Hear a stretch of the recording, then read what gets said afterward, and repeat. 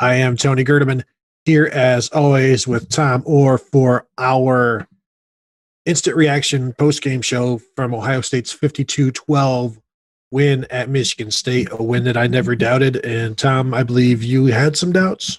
Well, I remember picking Michigan State to score 14 points, so I was extremely close. So I feel pretty good about my performance today, right up until the point where I believe I said this on the podcast, and I know I said this in a group text with some other Scoop staffers. Boy, Michigan State plus 24 and the parlayed with the under of 59 seems like absolute free money. Was that during that first drive where Justin Fields was, I think I wrote about it, more of a shortstop than a quarterback, where the footballs were just, flying all over the place and he's doing his best Ozzie Smith impersonation. And then once he catches the ball, then you've got to figure out what to do with it. Is that when your texts happened? No, that was a few minutes before the game. That was right about the time my son, who is 7 and notably not a professional sports media person, explained to me that he felt Ohio State was going to win by 42. And I'm not going to lie, I felt a little bit of relief when that late bad snap caused the final margin to be 40 and not 42, because that meant he was wrong. So you're a good dad. You probably otherwise you'd have a new podcast co-host. So you're never going to let him win like one-on-one in basketball. You're never going to, Trivial Pursuit, forget about it.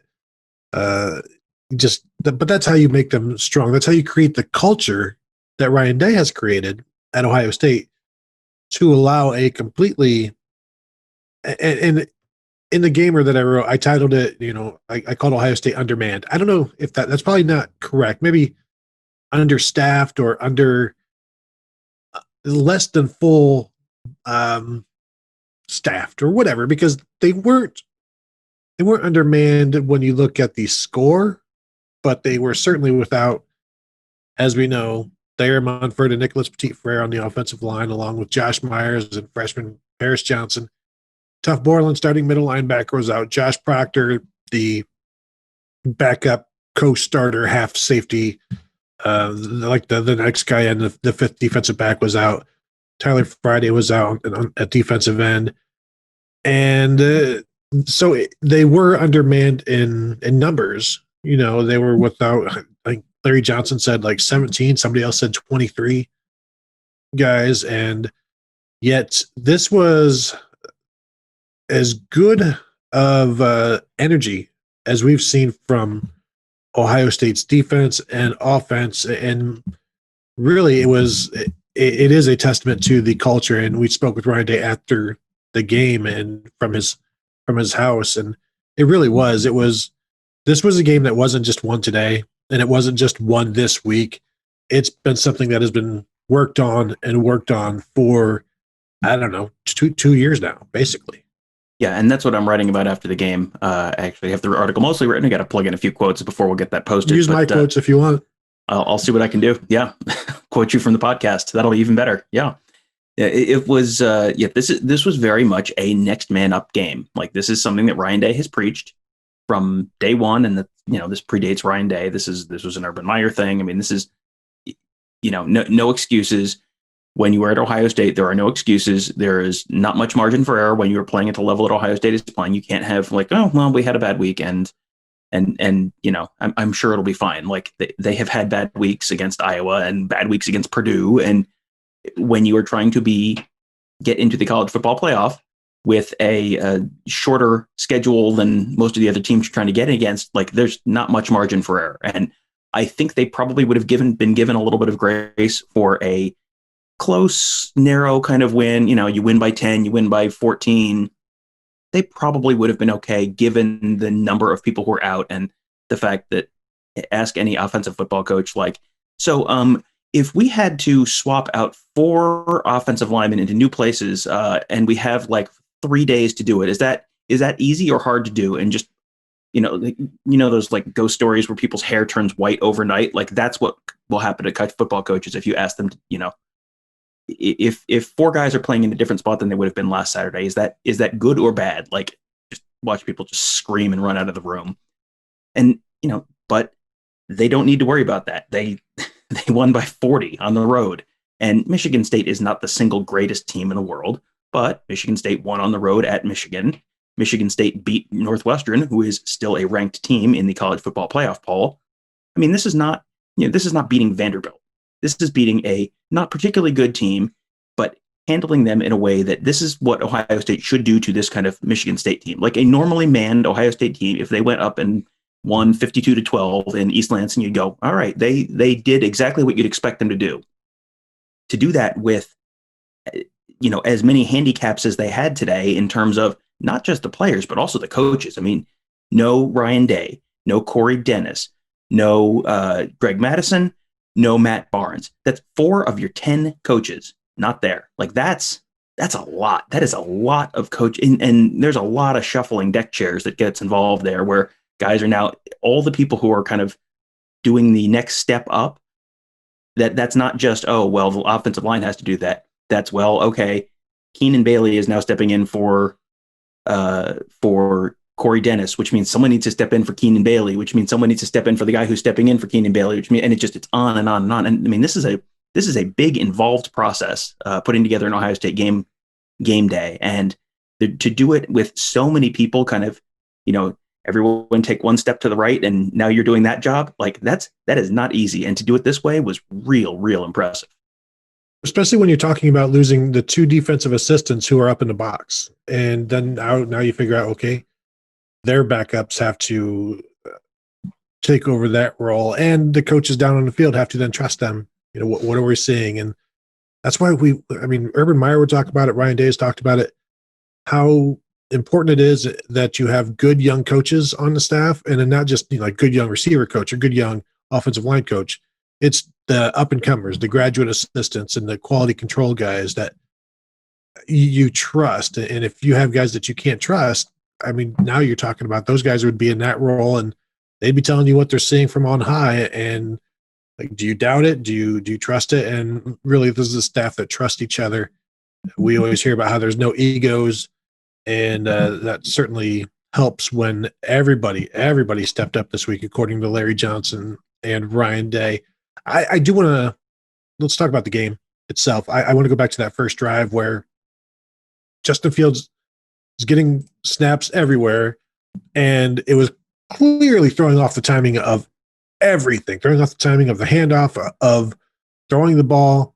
And to me, I tweeted it out. It was his best drive of the year, maybe of his career. And just to finish that drive with a touchdown, when at any moment there could have been a snap going way over his head, or he never knows where it's coming, and to still, like, it would have been a success just to be able to punt on that drive, but he turned the plays into gains and kept them ahead of the chains. And so for me, that was really, really impressed by that. And I think that kind of set the tone for everything else. It showed Ohio State that, yeah, we can still score as we want to when things aren't going well. We're down some guys. The snaps are crazily, 1,000 miles an hour and just a bit outside. And I think it also showed Michigan State, like, oh no, this isn't good, because Ohio State had no business scoring on that drive, and they just kept moving it. It didn't matter. And I think that was a tone setter. And then the defense after that, just the Ohio State defense was also, their energy was great. But I thought that first drive by Ohio State, Justin Fields, was, I'm not saying it changed the outcome of the game, like it would have been any different without it, but I think it calmed some nerves in a day where there were a lot of nerves.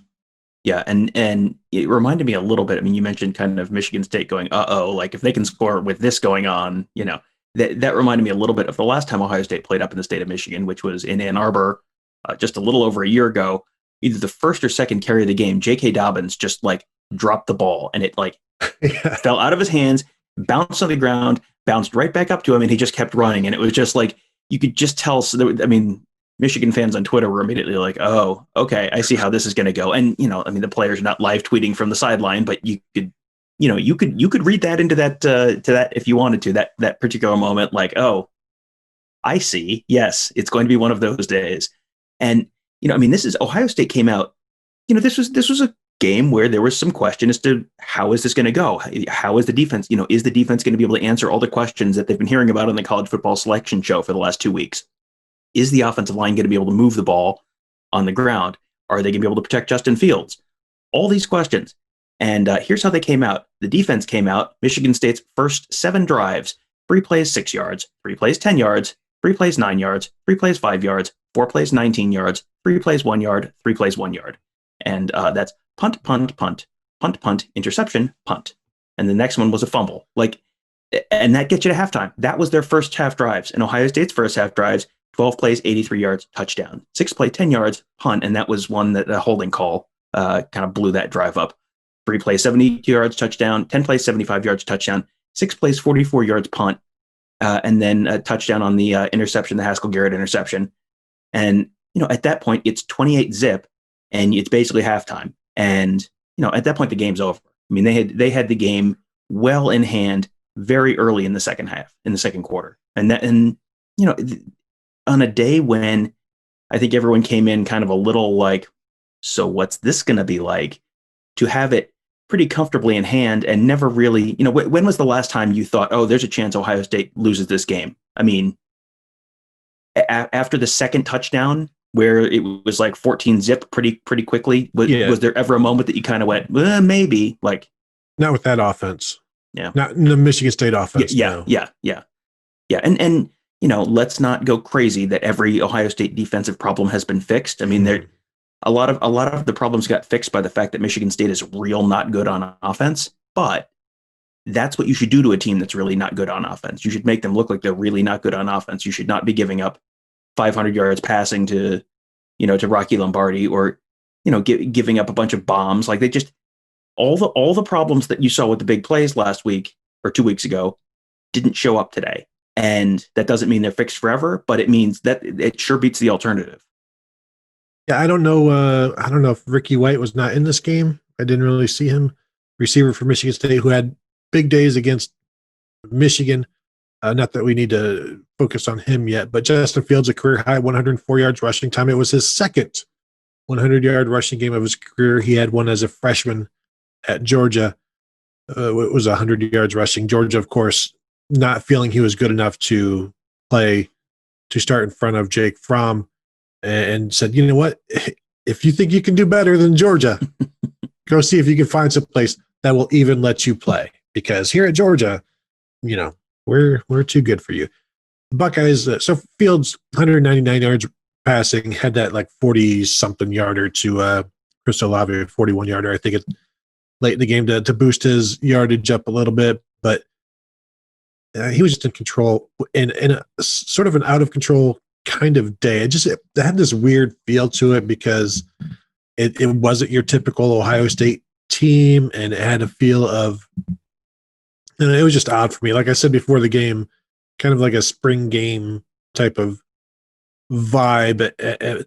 And then the game gets out of hand pretty quickly, and you're like, well, yeah, there is nothing bad that can happen here in terms of a loss. And so it even felt more kind of like a spring game, or maybe, I don't know, like a carnival of some sort. I don't know why that word just popped into my mind. A bunch of Buckeyes won prizes on the day, and it wasn't just from the bottom level. They were up there picking the top shelf stuff. And at one point they had, I think, 346 yards rushing until the bad snap over Jack Miller's head. It was good to see, I guess, him just dive on the ball for the safety. Although, at 52-10, pick it up, see what you can do. Just have some fun with it. And if you make a play, Dwayne Haskins made some plays against Michigan in 2017 that kind of set him above Joe Burrow the next year. All I'm saying, Jack Miller picks that up and either converts it into, he runs 104 yards for a touchdown from where he got the ball, or finds somebody. And then he's put himself above CJ Stroud and Kyle McCord in that race, because I'm sure Ryan Day is looking and thinking, if that ever happens again, we want Jack Miller to be the guy to make the decision on when to dive on the ball or try to run with it. And so the fact that they ran the ball so well with 4 guys in new spots, never once were you like, oh my God, they got to get Max Ray out of there. Oh my God, they got to get Dewan Jones out of there. They did put Enoch Vamahi in with, switched him and Matt Jones out here and there. But I think that was just because they wanted to get both of those guys some action. I didn't really ever feel like the offensive line was holding this team back. other than the bad snaps, which got better throughout the game. But running, you said before the game, if they average 5 yards a carry, they'll be fine. And it was around 7 or so until that bad snap, and finished up 6.7 yards per carry, 4 touchdowns, a 64-yard run, a 44-yard run from Justin Fields, and a 48-yarder from Stroud, a 21-yarder from Master Teague. Those are some home runs that will, those are easy chunk yards that demoralize the defense, fire up an offense. And if you can get 2 of those a game, you're happy. 2 40-yarders, you're thrilled. They get as many as they did, and Trey Sermon also had a 25-yarder in there. It felt like the offensive line and the running game was getting going week to week, and this was, I don't know that they need 13 carries and 100 yards from Justin Fields every week, but when he does run the ball, this is what you get. Yeah, and this was one of those things where the running game wasn't really going early, and Ross Fulton, who's our X's and O's guy on Buckeye Scoop, tweeted out basically, Fields is going to have to keep some of these reads. Like you can't just hand it off every time. And then immediately on the first play, he kept it and went 44 yards. And it's like, see, this is why Ross is our expert. This is why everyone should listen to Ross. And once you have that added element in the run game where they're getting Fields out on the edge, and he's kind of working some of the RPO stuff and hitting. He had some nice short kind of passes to get it out of his hands on some of those looks. If he's going to keep it there, all of a sudden that makes you so much harder to defend. And it doesn't take much. Trey Sermon's got some pretty good speed, so it doesn't take that much. Once Trey Sermon gets a crease, Trey Sermon can make that one guy miss and then go. And you saw that probably for the first time really today. He said he had one other big carry earlier in the year where he got hurt on the end of a pretty long run. But that was a pretty impressive day for him. And here's the thing. Trey Sermon averaged 11.2 yards a carry. Justin Fields averages 8 yards a carry. CJ Stroud averages 48 yards a carry. You can argue small sample there on one carry, 48 yards, but and Mayan Williams, 5 carries, 28 yards. Mayan Williams was one of those like really intriguing things, and I think I put this on Twitter, but he was in the game when Justin Fields was still in the game. So clearly they trust him enough to not get Justin Fields killed on a blitz. That's not just, we're going to put you in and we're only going to run the ball. Like you cannot have something like that obvious. Like if this guy is in the game, he can only do this one thing. Like they have to trust him to be able to pick up the blitz. That showed me something. Mayan Williams in the game before Steele Chambers, and Chambers has had, I think, some issues hanging onto the football, which, you can't do that. You can't, they have to be able to trust you to hang on to the football and pick up the blitz. And if they can't do that, then all of a sudden you slide down the depth chart. But, Mayan Williams was, 5 carries, 28 yards. And, this is fourth quarter garbage time against a team that's down by 35 points or whatever it was. But that was still all right. That was a pretty impressive. And the play was good, but the fact that they trusted him to be in there at that point was pretty telling to me. Yeah, it's probably the first time he's ever taken a handoff from Justin Fields. But no, and it was just 5 carries, but he did catch your eye, and you'd like to see, he's not, as Tony Alford said, he's not just some throw-in. Like they wanted him, and it's not like they settled for him or he was a fallback plan. But it was fun to watch him, meatball, I guess as they call him, just this short, stocky, maneuverable, and we'll see what kind of speed he has, as like Gus Johnson and those guys will say. But overall, the running game, fantastic. CJ Stroud pulling away from the defense. We talked to him in the winter when he said, I can run. I want people to know I can run. And he showed that in this one. And Jack Miller had a 25-yarder in the season opener. So it's like the continuation of guys who can run and throw will continue eventually. And Kyle McCord can move it as well as you need as well next year. So that's going to be a fun one to watch out for. Garrett Wilson, 3 catches. I kind of feel like Michigan State was doing what they could to take him away, but then that just opens up Chris Olave. And Olave goes for 10 catches, 139 yards on 12 targets. And now I will say about Chris Olave, he fumbled twice today, I believe, right? It was at least his 3rd fumble of the season, something that he needs to really work on. And I know he's while he doesn't look like the strongest guy, they say he's wiry strong, and he does well with that. He's got to hold on to the ball better because he didn't. I think his first fumble, he didn't get hit all that hard before he lost it. He did fumble twice today, right, Tom? I'm not just remembering. Yes, he fumbled twice today. He also had a drop. I think maybe the first throw to him today, he dropped. It was, this is one of those games. It was 10 catches, 139 yards, 10 catches on 12 targets, 139 yards, a touchdown. And it was like, yeah, he didn't have a great day. You have to take the whole thing. And that's, that's like the running back who runs for 100 yards, but also, fails in a blitz pickup and gets his quarterback killed and causes a fumble. Like you can't put the ball on the ground. You can't cause the ball to get put on the ground. So, and I think this is a game where there's a pretty good chance Chris Olave does not grade out as a champion. And Chris Olave knows that, Chris Olave is smart enough to know he can't put the ball on the ground, but he has enough of a track record too that, one fumble is not going to get him pulled off the field. So they still trust in him. It was kind of a bummer to see Garrett Wilson's streak of 100-yard games end. He had 4 and was 1 away from tying Chris Carter's school record. And he had 3 catches for 59 yards in the first half. And one of those should have been much longer, but there was a really ticky-tack holding call on Master Teague that wiped out probably the last 40 yards or so of that. So he would have been, right there around 97 yards in the first half. And, at that point, they probably find a way to get him another quick 5-yarder or something. But yeah, I mean, that's the thing about this Ohio State offense is there's enough weapons there that you can take away Garrett Wilson if you want to throw enough at taking away Garrett Wilson. But if you're taking away Garrett Wilson, that means you're leaving Chris Olave a little more open, or you're not having enough guys to stop the run game, and then all of a sudden you're just getting run all over. So, I mean, before the game, like you said, I said, if they can run for 5 yards a carry, they're probably having a real good day.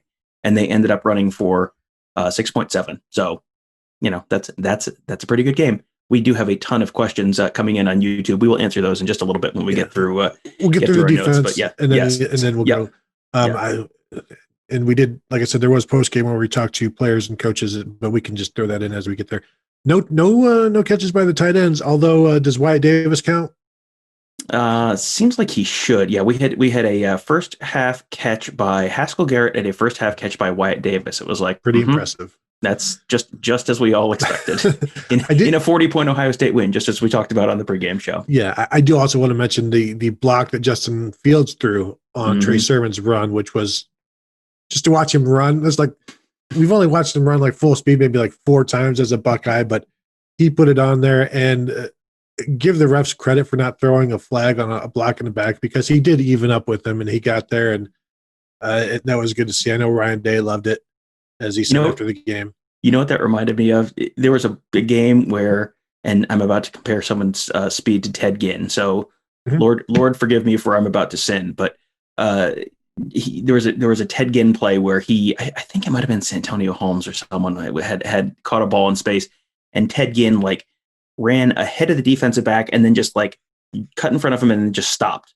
And it was it wasn't a block in the back because he just went right around him and just got in his way and stopped. That was essentially what Fields did. It was he ran up, got just close enough to get even, and then just went boop, knocked him out the sideline and let Sermon score. That was right up there with a Ginn block. It was right up there with Orlando Pace being an offensive lineman blocking 60 yards downfield on a Michael Wiley's screen or whatever against Rice. There are not that many blocks that you can think of that are wow, that's that's one that you're going to remember for a while. That was one that was wow. I mean, normally a quarterback hands that off, kind of finishes off the read, jogs off to the sideline and just watches. That was a big time play. I thought you were also going to reference the Notre Dame game where Ted Ginn got the end around and Doug Daddish tried to keep up with him as long as he could. Where that was a game where Ted Ginn made up about 5 yards on Doug Daddish in the span of about 10 yards. It was wow, Daddish is 5 yards and he's 5 yards behind. How did that happen? Yeah, that was a nice thought, but yeah, you don't need to block downfield for Ted Ginn. He's going to be okay. Let's talk about the Ohio State defense, because as I said at the start, I was just really impressed with the energy. They knew all week, and I asked Haskell Garrett about this. They knew Ohio State's offense was going to be down, and that they were going to have to step up, and they would need this kind of just constant onslaught of energy and production.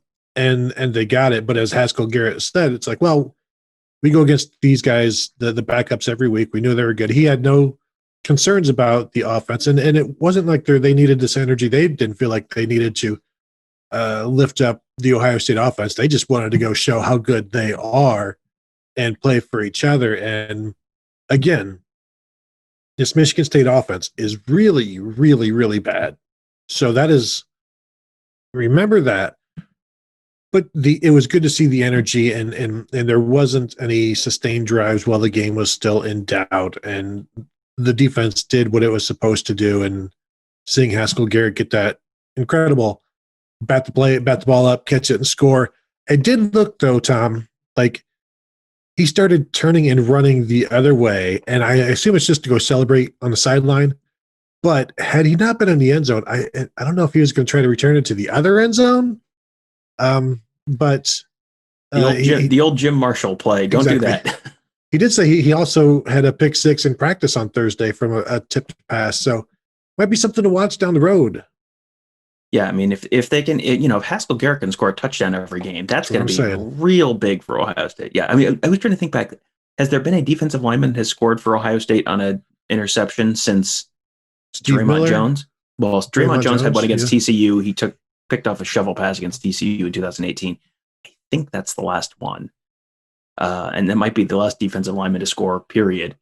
But yeah, that's obviously not something you can count on every day, but we've talked a lot about the fact that the defensive line has gotten decent pressure all season, but it hasn't necessarily shown up on the stat sheet. But if you can get pressure and get the quarterback off platform, make him rush a throw, maybe get a hand up and deflect a pass, like you can make an impact on the game without having it show up as a sack. That's a, screamingly obvious example of that. And you're not always going to do that. But, getting your hand up and knocking down a third down pass is just as good as forcing a turnover in some ways. It's the same as getting an interception 40 yards down the field because you're just going to get it on a punt on the next play.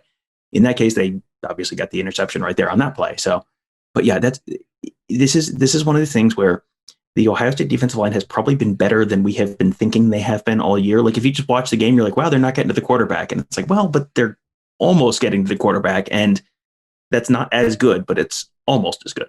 And Tyreek Smith had the sack that knocked out Rocky Lombardi, unfortunately for the Buckeyes, because had he not knocked out Rocky Lombardi, they may have thrown a shutout. But Adolphus Washington also had a pick six in 2015, but you're right about the most recent one with Draymond Jones. Haskell Garrett, just the entire thing he's been through this year to answer with that touchdown, and then all he really cares about is everybody else. And it again speaks to the culture that has been built. 81 yards rushing for Michigan State. That's probably about their average, if I'm being honest, against decent defenses. Rocky Lombardi, 5'11" for 33 yards before he was knocked out. And every pass with him, you're like, I don't know. It might be completed, might not, as he's dropping back. And you don't assume that it's going to be. And then Peyton Thorne comes in. And the other time he came in a couple weeks ago against somebody, he looked good.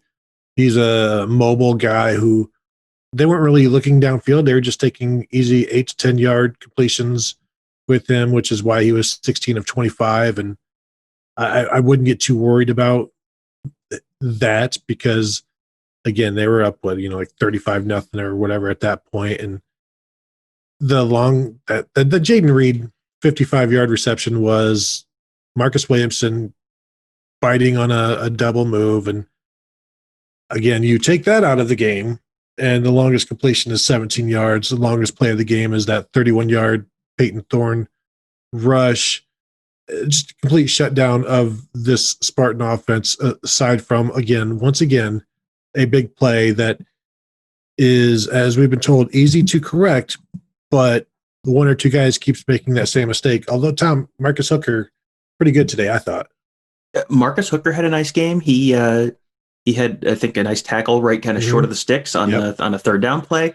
He had a really nice PBU in the end zone on a, kind of broke on the ball and broke up, got his left arm around without grabbing on the right hand to get called for an interference. Got that left arm around, knocked the ball down. He looked good. Ronnie Hickman had a nice stick short of the first down on third down. That was the play right before the fourth down fumble where Ohio State took over possession. And again, this is a redshirt freshman, first real extended action. And on that next play, he got a silly 15-yard personal foul. And you're going to have that sometimes with young players. Like it happens, but somebody kicked his helmet. That's true. That's true. That you could argue that should have been offsetting fouls there, but I like, you look at the sideline on television is showing. I think like Ronnie Hickman literally tells Kerry Combs like, "Well, what am I supposed to do?" But you don't go push somebody. Like it's not like, well, somebody has kicked my helmet, now I have to respond. Like no. And anytime you tell a coach after getting a penalty, "What am I supposed to do?" It's not going to go well. Yeah, not that is the answer. Yeah, and I mean, we talked about the defense and how good the defense was. First quarter, Michigan State had 12 plays, 32 total yards. Second quarter, Michigan State had 17 plays, 48 total yards. I mean, if you're averaging, a little under 3 yards a play in the first quarter and a little under 3 yards a play in the second quarter, like, yep, that's how you build a 28-0 halftime lead and look like you're completely in control of the game. Six rushes, -1 yard, 6 rushes, 3 yards. So 12 rushes for 2 yards at halftime. I mean, rush defense has not been Ohio State's issue this year, but if you can make the opposing offense completely one-dimensional, that can only help that pass defense, not only in terms of making them a little more predictable, but also allowing you to, as Ross Fulton has talked about on the morning show with me a couple times recently, dedicate more resources to that. Don't make stopping the run your main focus. If you can stop the run without having to dedicate extra people, like spend a little more time, spread things out a little bit, push guys back, like that's okay. That is a thing that will help you in the pass. And so if you can make them really one-dimensional, that can only help you with stopping that other dimension. Dallas Gant and Justin Hilliard step in for Tuf Borland and combined for 10 tackles, and I thought they did pretty well. Overall, I was just impressed with everybody save for the one 55-yarder, and then a quarterback escaping for a big game. I think that just happens in the course of a game, and I don't think there's anything huge with that. Anything else should we get to questions? We should get to questions because our readers have been voluminous. Vinay says his only concern out of the game is the high snaps. But it's fixable. It's something that you can't, I'm sure they're not thrilled with it, but we'll get another week of practicing at the center at full time. And assuming Ryan Day did say they hope to get some guys back this week, but wouldn't say who in terms of the contact tracers versus the positive testers. And we'll see what things look like next week. But things got better with the snaps. I would assume they will continue to get better as after that first drive. I'm thinking, do you go to Luke Whippler? Do you move Matt Jones over? Do you forfeit? Yeah, it was that was not fantastic, but it did get better. And anytime something happens on the first drive, it just sticks in people's minds and they have it in their head that it happened all game. And then the snap at the end over Jack Miller's head was Luke Whippler. So switching to Luke Whippler does not necessarily solve the issue. I was thinking, like, should Justin Fields move like 10 yards back? Just because, but then it's like, well, then the angles of the football could be anywhere. Like you want to be closer because then the angle is slimmer and you can stop the ball. But because you figure you move further back and that ball is way far wide of you. So, but again, credit to Justin Fields for keeping this thing from getting, I don't want to say disastrous, but near disaster. Well, and there were a bunch of them that were like, if you've ever seen someone do like hand-eye coordination drills, like it was just the ball's coming whizzing back at him and he just like, boop, Spider-Man, one hand, boom, boom, boom, all over the place. Knock it down, and just grab it, tip it up to yourself. It was, because you really didn't have any total disasters. I think there was one that got past him, and there were a bunch that were not fantastic. But if he can kind of, this is kind of the equivalent of Ryan Day when he talks about sometimes Justin Fields has to, he gets them Ryan Day gets them in a bad play, and Justin Fields has to make something work and make them look good. Like sometimes you're going to have a bad snap and Justin Fields just has to make Harry Miller look good. Like that's just kind of how it is. And, with another week of practice and being the number one center, I would assume that those snaps are going to have to be better next week, just based solely on the reps. I mean, you saw Miller working on the sidelines during the game at various points. So yeah, I'm sure he'll be working it in practice as well. Like a decade ago, or less than a decade ago, Ohio State brought in this light wall of like lights that would flash, and you stand in front of it, and like out of the corner of your eyes, these lights will flash, and you're supposed to tap them, and you get high scores, and it became a competitive thing with the team. And I don't know if they still have that, but it just teaches like the hand-eye coordination, and it's something that they take very seriously, especially if you are a quarterback or a wide receiver who is involved with catching the football. And whatever they're doing worked for Justin Fields, although he is, Tom, a former baseball player. That's true. Big if true. Ryan D says, what's the deal with Ohio State and defending backup quarterbacks? You know, part of that is probably the fact that they're generally coming in when the game is a little bit out of hand and you're starting to get some backups in and maybe guys are losing some focus. But there's also just, you kind of have game plan for one quarterback. And if it's a different kind of quarterback, like all of a sudden, like what you're doing, like, well, now that doesn't work anymore. So, and you saw that. I mean, you saw that last year with Sean Clifford, with Will Levis coming in for Penn State. And there was just that one drive where they just all of a sudden, like, okay, and now they've got the running quarterback in, and that completely changes what you have to do on defense, and you adjust to it. And you can get beaten by something once, you just can't get beaten by the same thing over and over again. And the quarterback from Michigan State who came in, Peyton, what's his name? Peyton Thorne came in, and he was, I think, 10 for his first 11, and then finished like 16 for 25, which tells you that, okay, they adjusted, and now that's not working anymore. So, although 2015, Michigan State went with a backup quarterback there too, Tom. So explain that. That may have been a little bit more on Ohio State's offense for having averaging about. I hate how you always bash Ed Warner and Tim Beck when they don't deserve it. Yeah, I mean, anytime you can rush for 33 yards on 13 carries, like, yeah, you have to do it. They didn't have any running backs. That only the one. He was in the hospital that week, but still. Only the Sullivan Award winner the year before. Bob says, nice to see the career day for Trey Sermon. Do you think the threat of Justin Fields finally running opens some things up for the running backs? Oh, yeah. I think it opens up for everybody, and it makes everybody better, and it makes the defense more cautious. And then, Tom, as long as Justin Fields gives the ball up, then he's one of your best blockers as well, from what I've seen. See, that's the solution there. They have, maybe if you are short on offensive linemen, throw Fields in at tackle next week. And I mean, you've seen C.J. Stroud can move the ball. You've seen Jack Miller can move the ball. So there was some really good open field blocks too, and just blocking in space when they weren't being called holding. But, Trey Sermon had one, I think, on Justin Fields' first touchdown run where he was running around looking for something to do. And so, yeah, there was some good open field blocks there, and maybe some questionable holding calls as well. Vinay says Sevyn Banks looked a lot better. Marcus Hooker looked a lot more disciplined. Defense played outstanding. And yes, but exactly. Again, you're correct. But yeah, we'll see, whether they're playing Michigan next week or Northwestern or Wisconsin or Nebraska or whoever they end up playing next week. And boy, is it weird for us to be doing the post-game show for the game before the Michigan game. And we're not talking exclusively about the Michigan game, but I don't know. Is there a Michigan game? I don't know. Maybe. Ryan Day said he didn't know. He hasn't heard anything after the game. So yeah. And you would hope if the answer is no, you can get, the replacement answer lined up very quickly, because they want to get, Ohio State another game, and Ohio State, I'm sure, wants to get another game at this point. You need those reps. You want those reps for all of those guys. And, you're getting some guys back, so it should be better next week. But, it is not a bad thing to get the younger guys game reps. That's a good thing. And getting Harry Miller reps at center, like, that's a good thing. Let's see. I'm scrolling through. I say they just, whether Michigan wants to play or not, go play them. Like, go there, knock on their door, and be like, hey, we're playing. And they can't say no. Sean says Hickman did well despite the penalty. He asked, who is your player of the game out of the players that we normally don't see? Ooh, that's a good question. Tom?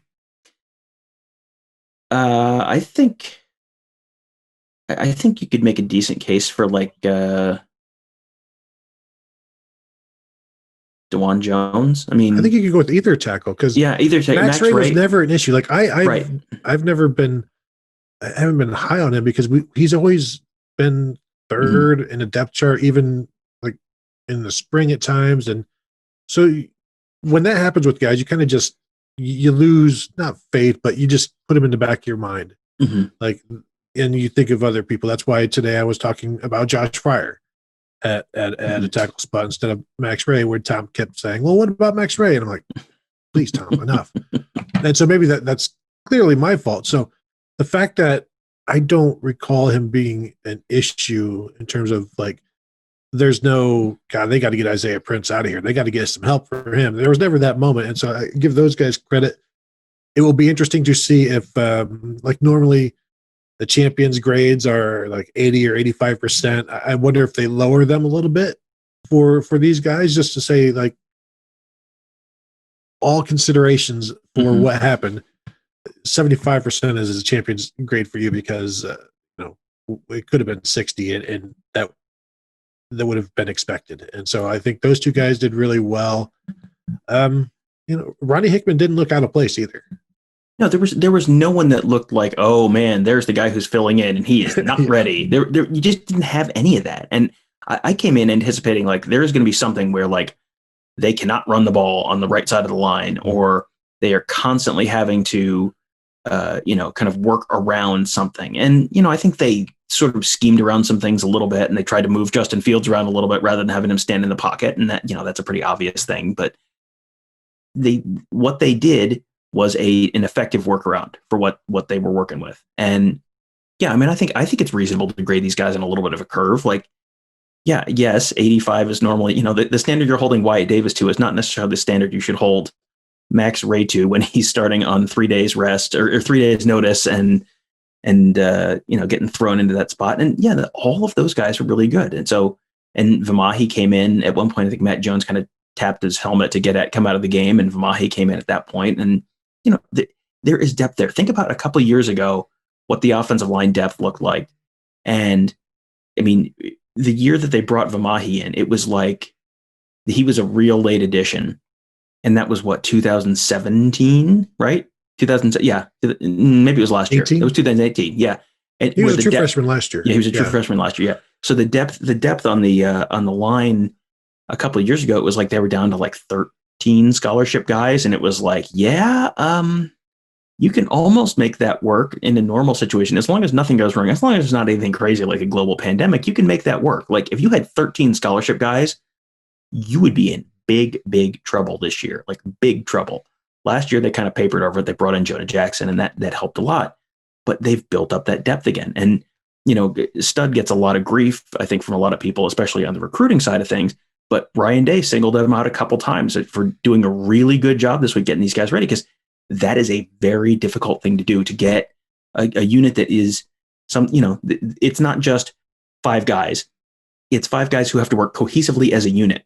And 4 of them were in different spots than they were a week ago. 3 of them had never started before. And, so it's basically Wyatt Davis and then question mark everywhere else. And it was fine.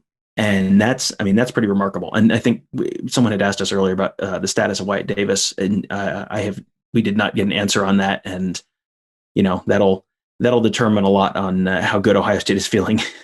On Monday this week. Because he went down at one point and then went back into the game, went down for the same thing again. So hopefully it's nothing major. You're talking about this depth, and I'm reminded that Darryl Baldwin and Chase Ferris both started on this offensive line. Both were former defensive linemen under Urban Meyer.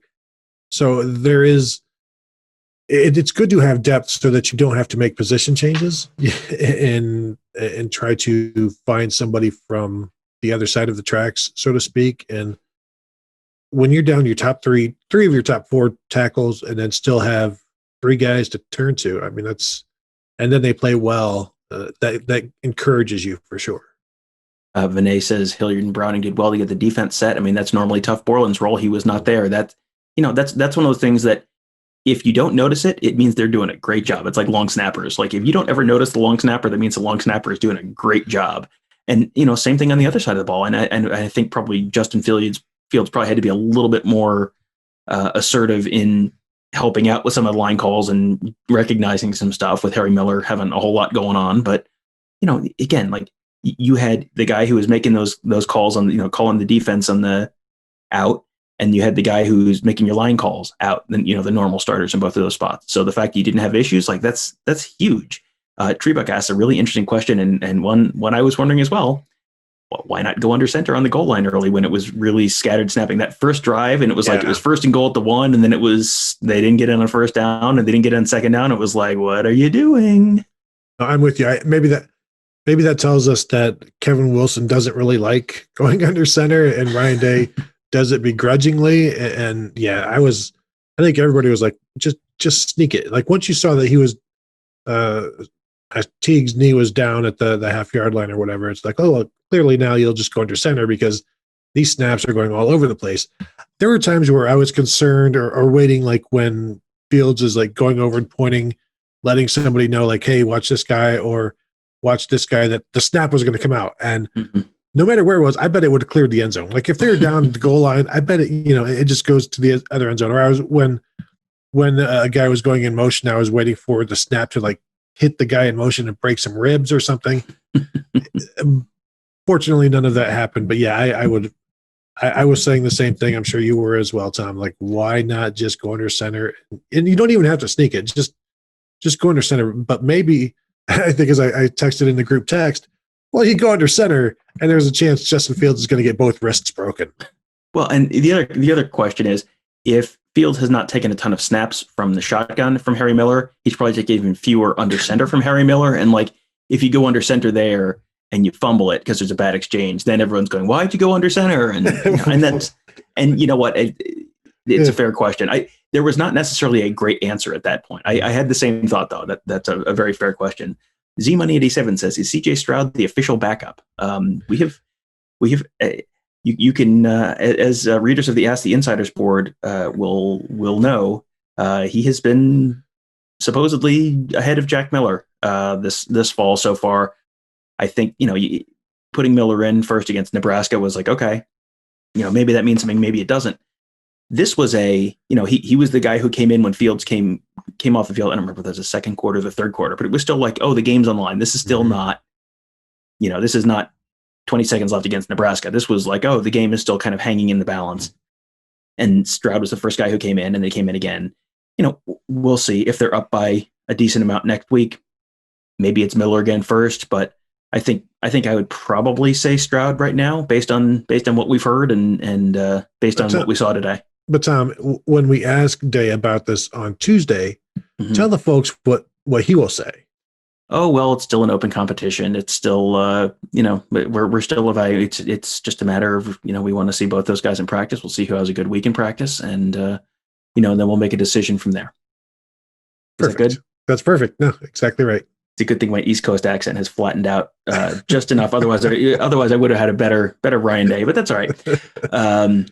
Mark T says, good bounce back win, but how on earth can the commentators during the broadcast say that Texas A&M got a nice win against Auburn? Well, I mean, all right, sir, are you familiar with which conference Auburn is in? They're in the SEC. Therefore, it is a quality win.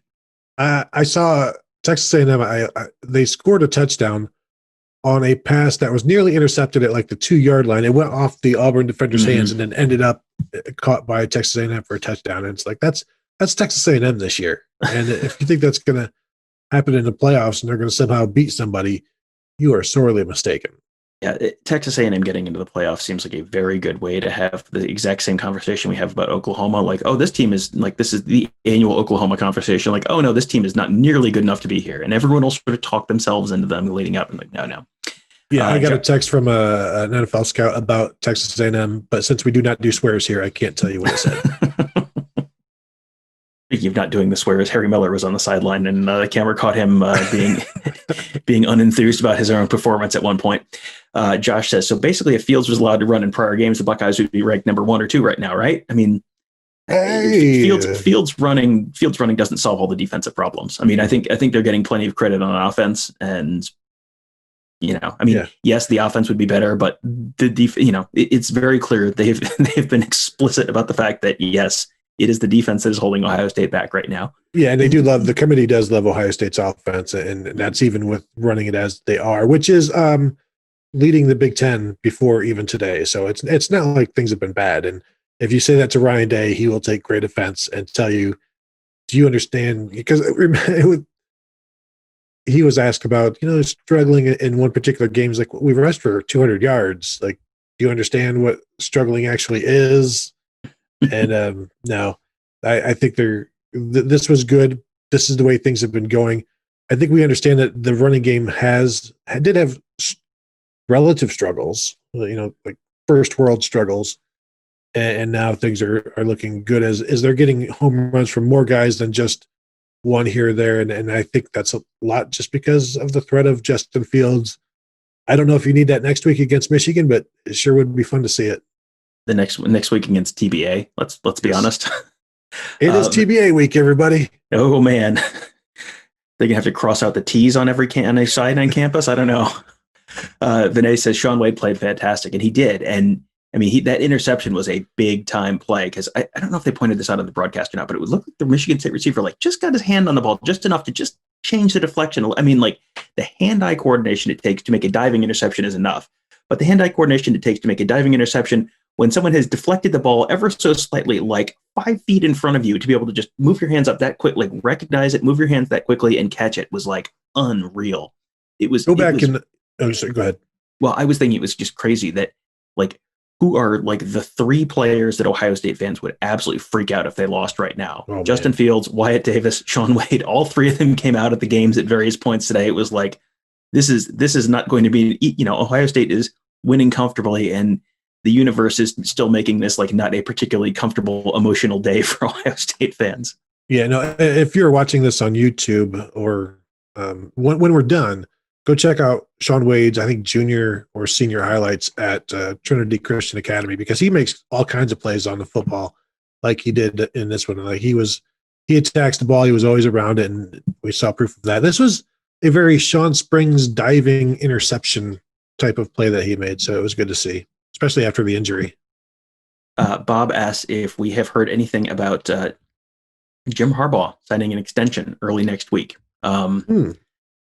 I can't imagine. Well, first of all, I think they probably have bigger stuff going on right there that I'm not sure signing an extension in the week leading up to a game when you've got a pandemic thing going on in your program and you might not get to play your big rivalry game and you just watched your rival absolutely obliterate your in-state team that you lost to, with a I mean, never say never. I still think the most likely scenario there is he goes and coaches the Lions, but I don't know.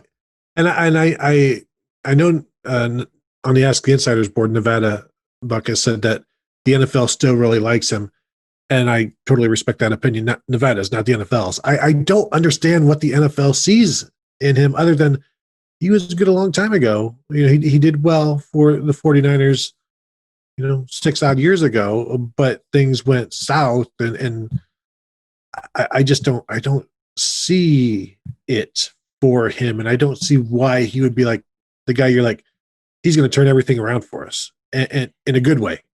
Yeah.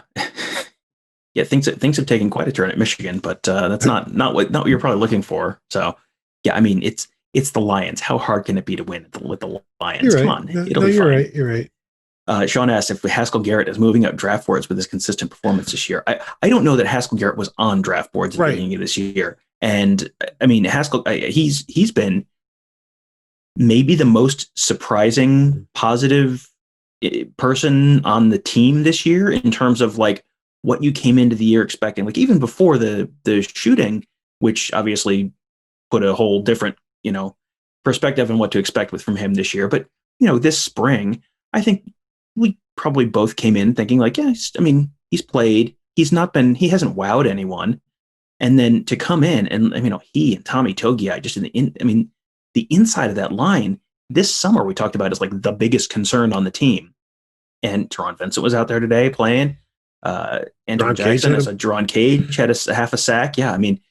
The inside of that line has gone from that's a little bit of a concern to oh no, that's one of the strengths of the defense. And, I'm just going to say this, and this might be the hottest take we've ever had on this show. I think Larry Johnson might be okay as a defensive line coach. At least passable. Your thoughts? I think he might be better as a head coach. He wins every game by 40 points. The defense only gives up well, 10 points, because 2 of those points were against the Ohio State offense that shouldn't even go against the Buckeye defense. And Larry Johnson, fantastic job, got the Gatorade bath, and said it's a good thing it wasn't any colder outside than it already was. Tyler says if Michigan doesn't give Harbaugh an extension, they would have even more recruits decommit, because early signing day it doesn't feel like it because we're still in the middle of the season, but early signing day is 12 days away. So, well, do you think they would have more decommitments if he doesn't, or more opt-outs if he gets the extension? Are there fewer decommitments than there would be opt-outs if he does get that extension?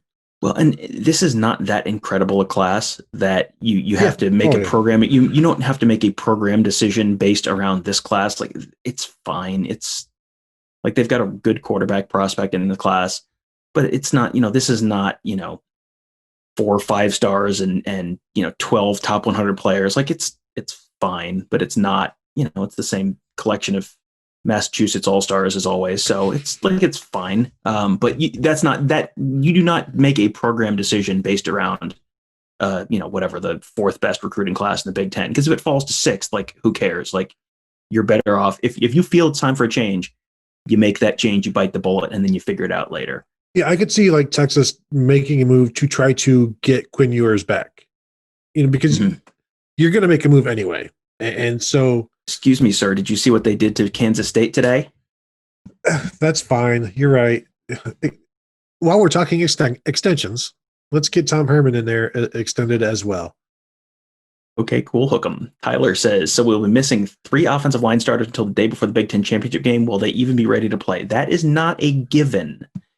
We don't know exactly who was a positive test versus who was contact traced, but the guys who are contact traced, so if, let's say one of those guys or 2 of those guys tested positive, 1 or 2 of them may have been, or, you include Paris Johnson, you could have, 1 and 3 or 2 and 2 or something like that. You could get some of those guys back if they're contact traced and that's coming from before the Illinois game. It's 14 days under the current Big Ten rules. It's 14 days from when you get contact traced. So that would be if they got popped contact traced from tests on Friday before the Illinois game, they would be eligible to come back next Friday. It's also possible that the Big Ten will change that rule because the Big Ten's current 14-day rule is based on the CDC's 14-day guidance, which just changed a couple days ago. They just changed that on Wednesday this week from 14 days to either 7 or 10. It can be 7 days if you have a negative test. So if the Big Ten changes that rule this week, those guys could be back tomorrow. I mean, but the Big Ten's medical subcommittee would have to approve that change. So the short answer is not necessarily everyone who is out this week is out next week. You may get a bunch of those guys back. And if you see guys coming back next week, then okay, those are guys who got contact traced, because it is not all positive tests. We don't know exactly what the percentage is on positive tests versus contact trace, but there's at least some. So at least some of those guys will be back. And that was something that Ryan Day did not want to address specifically, but basically said both in terms of coaches and players, they anticipate getting some guys back this week, which is huge.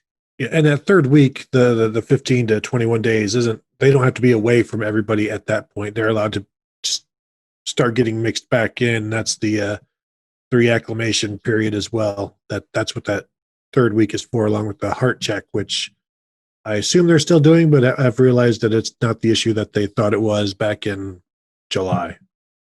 Scott asked, how did the defensive backs and safeties look? Did anyone in particular stand out? I thought everybody looked good except for Sevyn Banks dropping an almost interception, but that was he slipped a little bit. But I think everybody looked really good. Marcus Williamson, as we mentioned, had the one bad play. Marcus Hooker had some nice tackles, nice breakup. Ronnie Hickman did his thing.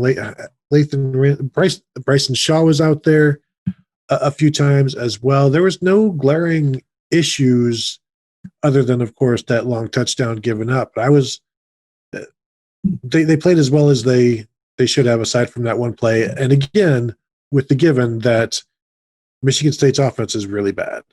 Yeah, and that was the next question. Was Tyler said still had no idea if Ohio State fixed the secondary, or if Michigan State's just that bad. And it's like, completely. Yeah, little from column A, little from column B. Mm-hmm. And Scott clarifies he meant backup defensive backs and safeties.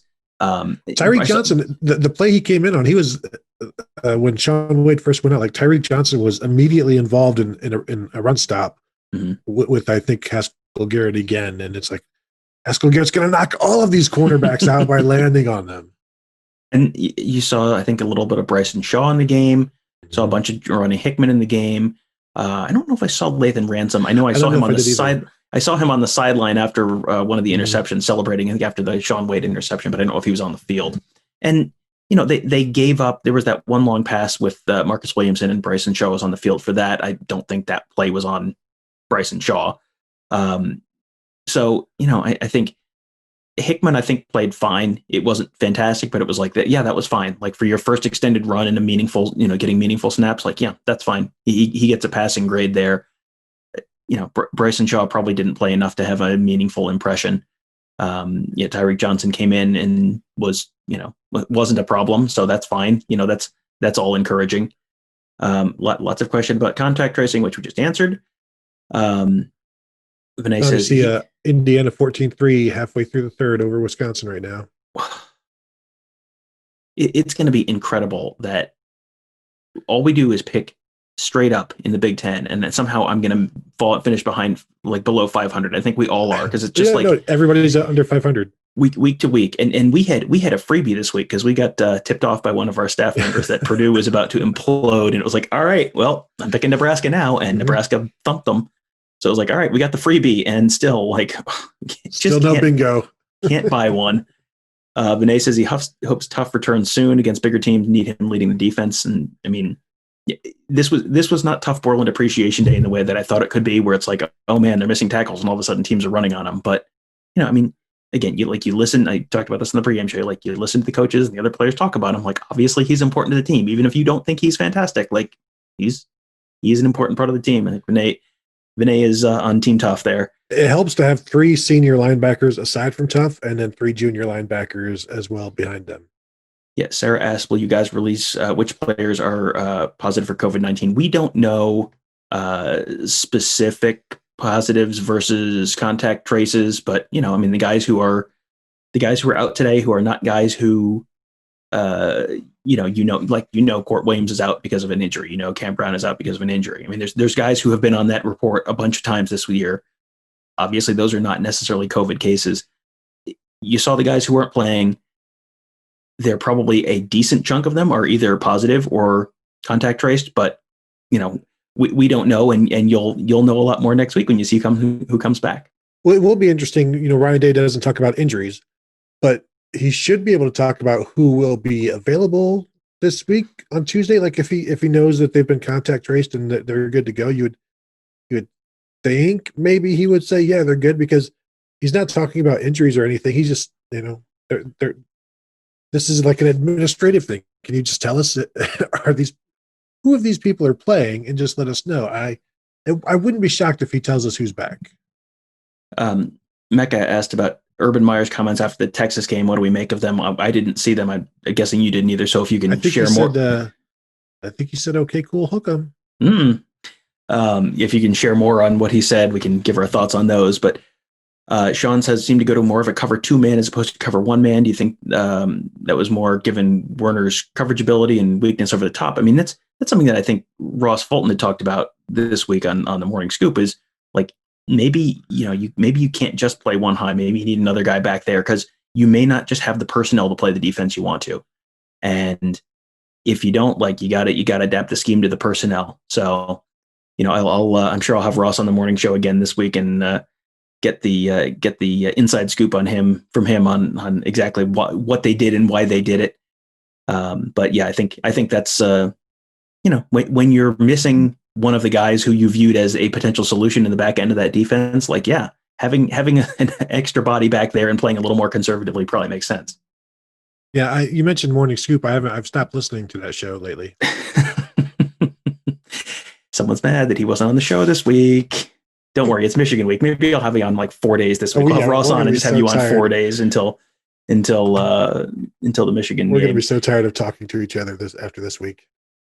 Let's see. Tom Herman as a career coordinator should have stayed in Houston longer. I mean, When you get the Texas job opening up and they want to give it to you, like that's a hard thing. And you remember it was LSU and Texas fighting over Tom Herman. Like those are two jobs you don't turn down. Like it's not like there's another level of the sport like substantially above that. If you've got that offer, you probably take it. And there was a question about whether Urban Meyer is going to take it, and sure sounds like no. That's Kirk Barton knows him. Kirk Barton knows him pretty well, and Kirk Barton has been absolutely insistent that he is not going to take that Texas job. So I am not going to. I do not know Urban Meyer as well as Kirk Barton does, so I am going to defer to Kirk Barton on that. Do you think Tom Herman goes back to Houston when Houston fires Dana Holgorsen in a couple of years? Like, where does he end? Does he take over Cincinnati when Luke Fickell goes to Texas? Notre Dame. Yeah, I don't know. I don't know what Tom Herman's. He's from Cincinnati originally. Yeah, I don't know what Tom Herman's ego will allow him to do. I mean, there's I don't know if he's ready to swallow his pride and take what seems like a pretty substantial step back. That's.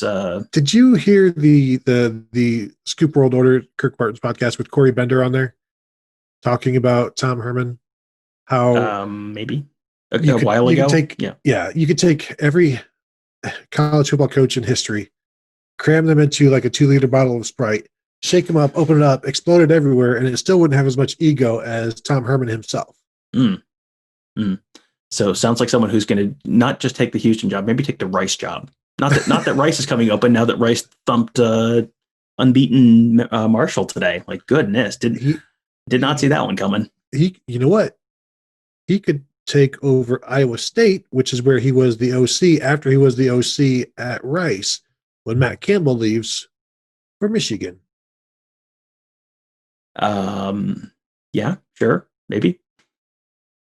Who knows? Or maybe he could be on the Fox desk with Urban next year. Oh man, I bet the icy cold stares on that desk would be you know how they have all those pregame shows are just always guys just like real forced laughing at each other's jokes, like that'll just be just silence, arms folded, directors putting in the cricket noises after somebody takes a jab at another or somebody tries to make a joke. Vinay says glad Ohio State doesn't have Don Brown on their staff. I mean, that's when in doubt, blitz more. I mean, there are no answers at Michigan, and the bad thing is now the worst thing is they can't stop the run now, and so they're toast. Okay, so Mecca just provided a little more context. He said Meyer brought up how Texas fans have unrealistic expectations and are too demanding. Do you think that's his way of saying he's not going to take the job? I mean, I do think he's not going to take the job, and I don't know if it's Texas fans or Texas boosters. I think there may be a you always hear that about Texas is the boosters are a little too hands-on there, a little too involved. And, at some point, like you have to let the head coach run the program. And if it's not the head coach's program, like what are we doing here? Like you're paying this guy, I don't know what they're paying Tom Herman, $6 million a year, $7 million a year, whatever it is. Like if you can't let him run his program his way, like, I mean, what are you doing? What that's what he's there for. Let him do it. Texas fans and Texas boosters, once they realize that Urban is not an option, or once that is in fact true, do you think they start thinking, how much do we offer Ryan Day? The answer is $Texas. That's that is always the answer. We are out of questions, and it says we started streaming 68 minutes ago, so you have 1 minute to wrap us up. Nice. All right. Let's wrap up then. Thank you, everybody, for joining us on the stream here. It was awesome. And this morning as well. Thank you guys for being here, asking questions. Thank you, everybody, for listening to the show. Whenever you do listen to it, thank you, as always, for the support. Make sure to check out BuckeyeScoop.com, where there is plenty of post-game content. Mark Givler has given his 10 thoughts. Tom is finishing up a piece on people stepping up. I believe that's what it was. I don't really listen to Tom. I'll have something written eventually as well. So thank you all for joining us, and we will talk to you next week.